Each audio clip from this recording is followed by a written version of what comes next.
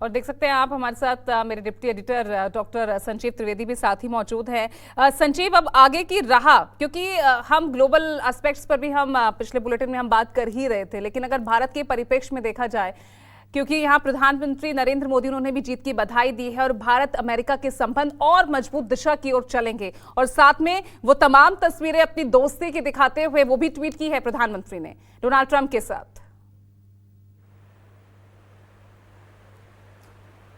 यहाँ देखिए, कूटनीति में जो व्यक्तिगत संबंध होते हैं उसकी अपनी एक बड़ी भूमिका होती है, और उसी हवाले से राष्ट्रपति ट्रंप और प्रधानमंत्री मोदी की जो व्यक्तिगत अंतरंगता है उसका लाभ भारत देश को ज़रूर होगा। दोनों के संबंध 2016 से 2020 की जो प्रेसिडेंसी थी ट्रंप की, उसमें काफ़ी प्रगाढ़ थे, और उस तरह का नज़दीकी हम लोगों ने कभी प्रेसिडेंट बाइडेन के साथ मोदी जी की देखी नहीं। और फिर से एक बार जब ट्रंप को मौका मिला है राष्ट्रपति बनने का, तो जाहिर है कि ये दोनों नेता अपने उन संबंधों का लाभ एक दूसरे के देशों को देंगे।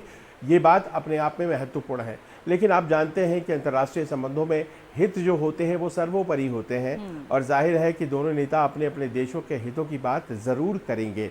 हमें ये देखना होगा कि जो ट्रेड बैलेंस है हमारे लिए वो कितना हमारे पक्ष में आता है। अभी तो ऐसे पक्ष में नहीं है, लेकिन क्या कुछ ऐसे कंडीशंस तो नहीं लग जाते हैं आने वाले दिनों में जिससे कि हमारे ट्रेड बैलेंस में थोड़ी मुश्किल आएगी, क्योंकि ट्रंप बहुत ज़्यादा अमेरिका के फ़ायदे की बातों में यकीन करते हैं, और उनका अप्रोच जो है वो बिजनेसमैन लाइक है।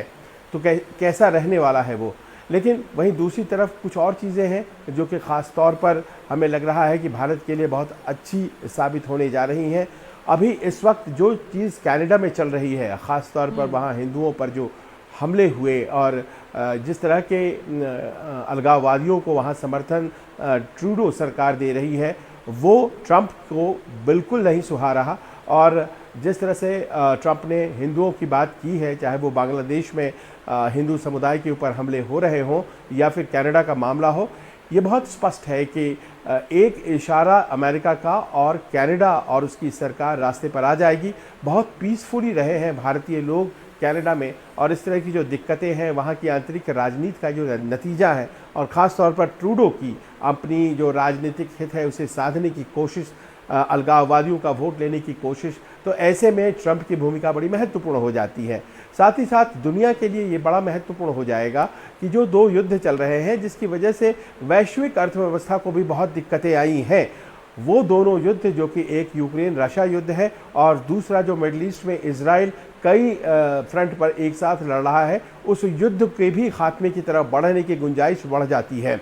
ट्रंप ने अभी थोड़ी देर पहले जो विक्ट्री स्पीच पाम बीच में दिया है, उसमें उन्होंने कहा है कि मैं जाना जाता हूं युद्ध को ख़त्म करने के लिए, मैं इसलिए नहीं जाना जाता हूं कि मैंने कोई युद्ध शुरू किया हो। आईएसआईएस को हमने हराया था और कोई युद्ध नहीं हुआ था। तो उम्मीद की जा सकती है कि ज़ेलेंस्की जिस तरह से रूस का सामना कर रहे थे, वो जाहिर है कि नेटो अंदर खाने उन्हें मदद कर रहा था, अमेरिका अंदर खाने मदद कर रहा था, और चूँकि अमेरिका दूसरे के युद्धों में न पड़े, ट्रंप की ये लाइन रही है, उन्होंने इसको ऐलानिया कहा भी है कि हम युद्ध नहीं करेंगे।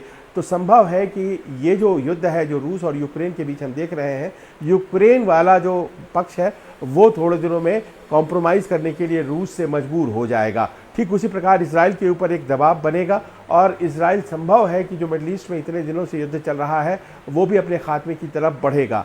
ये तो हुई ऐसी बातें जो कि बाहर आपको दिखाई पड़ेगी।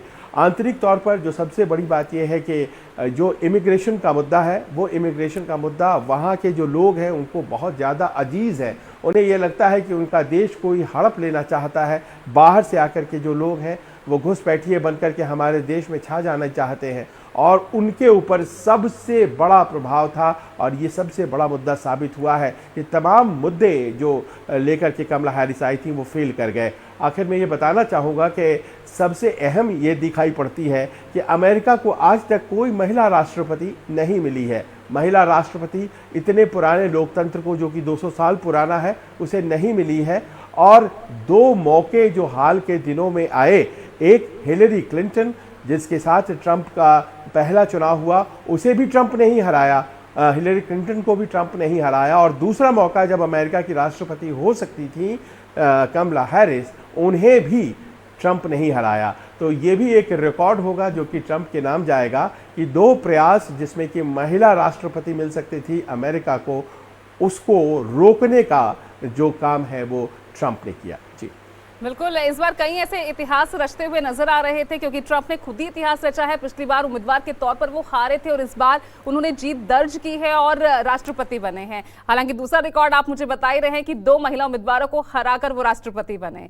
ऐसे में रवि गोडसे, क्योंकि हम लगातार इमिग्रेशन को लेकर बात कर रहे हैं और पुरजोर तरीके से अपनी विक्ट्री स्पीच में इमिग्रेशन को लेकर उन्होंने बोला भी है, strong border, safe border, immigration को लेकर, लेकिन यहां पर एक बड़ी चुनौती भी इसे हम भारत के लिए देख सकते हैं अगर हम वाइस वर्सा जाए, क्योंकि अगर अधिक संख्या में यहां पर, ठीक है बात अवैध इमिग्रेशन की ही हो रही है, लेकिन अधिक संख्या में अगर भारतीय वापस आते हैं तो ये तो बड़ी चुनौती भी बन जाएगा भारत के लिए। बिल्कुल नहीं। लोग कहते हैं ना कि डोनाल्ड ट्रंप क्या इमिग्रेंट्स के खिलाफ कहते हैं, मेरे इंडियन दोस्त कहते थे क्या इमिग्रेंट्स के खिलाफ है। अरे इमिग्रेंट कैसा पहचाना जाता है कि अंग्रेजी कैसा बोलता है। मैं जब अंग्रेजी बोलता हूँ बहुत अच्छी बोलता हूँ, बहुत बढ़िया बोलता हूँ अंग्रेजी, लेकिन एक्सेंट है ना मुझे। तो डोनाल्ड ट्रंप की बीबी को देख लिया, मेलानिया को, तो मेलानिया को मुझसे ज्यादा एक्सेंट है। मेरा एक्सेंट मेलानिया से कम है, वो स्लोवेनिया से है। जेडी वैंस की बीबी का नाम उषा है, वो तो पूरी इंडियन है। मतलब हमारे यहाँ ऐसा कभी भी, मैं ना अमेरिका में अभी कैसा देखा ही नहीं है। अभी मैं 25 साल इंडिया में था, अभी अमेरिका में 20-25 साल हो, तो मैं कभी भी अमेरिका वापस आता हूं तो कस्टम ऑफिसर मुझे कहते हैं वेलकम होम। और जब मैं इंडिया में इंडिया का ही हूँ, इंडिया का ही दिखता हूँ, तो इंडिया को आता हूँ तो उन्होंने पूछा कितने दिन रहोगे। बोला शर्मा जी आपको क्या फर्क पड़ता है। बोला फिर मुझे क्यों पूछते हैं अमेरिका में। तो ऐसा आई फील लाइक होम यहाँ पे, कि अमेरिका में ऐसा कुछ नहीं है। सब लोग इमिग्रेंट्स है ना, सब साथ में। अभी हमारा अस्पताल में, पूरे अमेरिका के अस्पताल में जो सब हेड ऑफ डिपार्टमेंट है पूरे अमेरिका ले लो, वो सब के सब इंडियन है। वो मॉडर्ना वैक्सीन का चल रहा था ना कोविड के टाइम, वो खोज निकालने वाला आदमी पुणे का है, मराठी आदमी है। सब लोग, मतलब ऐसा कोई सोचता ही नहीं है ये अमेरिका का, एक बार आ गए तो हो गए, अमेरिका के ही हो गए। तो ऐसा कुछ एंटी इमिग्रेंट नहीं है। और वो जो इलीगल इमिग्रेंट के ऊपर बात होती है ना, तो लोगों को भी जो लीगली आते हैं उनको भी गुस्सा आता है ना, कि वो इतने, अभी मुझे आने के लिए इतनी बड़ी एग्जाम देनी पड़ी थी, इधर इंटरव्यू देने पड़े थे, कितनी पढ़ाई करनी पड़ी थी। तो वो लोग आते हैं, वो ऐसा ही आते हैं, फिर उनको डेबिट कार्ड मिलता है। और यहाँ के लोगों को बुरा क्या लगता है, अभी हमारे खुद के पास पैसा नहीं है तो इलीगल इमिग्रेंट को कहाँ दे दे। और फिर एक चीज में बहुत बहुत गंभीर है बोलता हूँ, जब पहले ट्रम्प प्रेसिडेंट थे तो कुछ बच्चों का गलती से सेपरेशन हुआ, फैमिली और बच्चों का, तो बड़ी उन पर टूट पड़े थे लोग कि कैसा बच्चों को सेपरेट कैसे किया, आप कैसा कर सकते हो। तो लेकिन वो सेपरेशन चालू कब हुआ, जब मेरे 2 छोटे बच्चे थे, तो मैं कभी ऐसे रिस्क ही नहीं लेता था कि मैं बॉर्डर पार कर रहा हूं और बच्चे मुझसे अलग हो जाएंगे। उनको माँ बाप ने वो डिसीजन लिया ना। और कभी कभी क्या करते हैं, वो बच्चों को ऐसा इस्तेमाल करते हैं, बच्चों को, वो उनके बच्चे होते ही नहीं है, वो बच्चों का इस्तेमाल करके आते हैं। तो ह्यूमनली करना चाहिए। अगर दुनिया में कोई असाइलम चाहता है तो उसे अमेरिका में मिलेगा, लेकिन ऐसा नहीं है कि पूरे दुनिया की सारे दुनिया का बोझ हम उठाएंगे, वो तो नहीं चलेगा ना। यहाँ के लोकल और मैं यूक्रेन पे एक क्विकली बात कहूँ, आपके एडिटर ने कही थी उसकी, हाँ, इसमें मोदी जी का सबसे ज्यादा सहयोग रहेगा ट्रम्प को। मोदी जी सबसे ज्यादा इंपॉर्टेंट। अभी ना यूक्रेन में इतना पैसा जा रहा है ना हमारा, मतलब पागलपंती है। हमारा पूरा बजट का जब देखो करोड़ों करोड़ों डॉलर यूक्रेन में जा रहे हैं, और यूक्रेन का मुद्दा कोई समझ ही नहीं पाता है कि असल में मसला क्या है। तो अगर उनमें हाथ मिलाना है, रशिया और यूक्रेन दोनों को अभी वॉर नहीं चाहिए, तो हाथ मिलाएंगे कैसे? क्योंकि ऐसे सब देशों ने रशिया को ऐसा पूरी तरह से अलग डाला था। भारत एकमात्र देश है जो रशिया के साथ भी अच्छा है और यूक्रेन के साथ भी अच्छा है। तो प्रेसिडेंट ट्रम्प का काम ये अगर इंडिया कर देता है ना, कि यूक्रेन और सिर्फ मोदी जी कर सकते हैं, सिर्फ भारत कर सकता है, इन दोनों का हाथ मिलाए तो वो वार ठीक हो जाएगा और फिर मिडिल ईस्ट का भी खत्म होगा। अगर 1 मिनट है तो मैं क्विकली एक यूक्रेन के बारे में और कुछ बोलूं या दूसरा कुछ पूछना है आपको?